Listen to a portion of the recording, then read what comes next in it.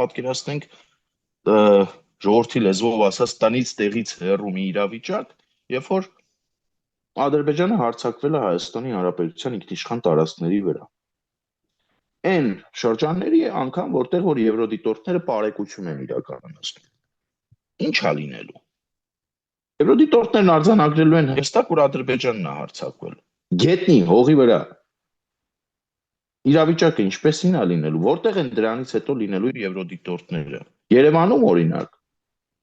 Արմավիրում, թե Բեռլինում օրինակի համար։ Սա էլ է հարց, որ պետք է տանք եւ պատասխանենք։ Բայց այն, որ նրանք կայունացնող դեր ունեն եւ հնարավորության պարագայում հայկական կողմը պետք է առաջ տանի այս հարցը, որպեսզի եվրոդիտորդների, եթե ոչ սահմանի անմիջապես երկայնքով, ապա սահմանից առնվազն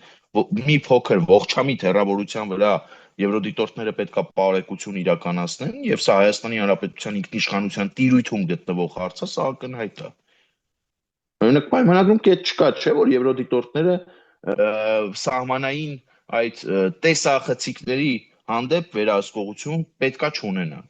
Չկա, չէ՞ այդպիսի կետ։ Չկա եվրոդիտորդների մասին ուղիղ խոսք։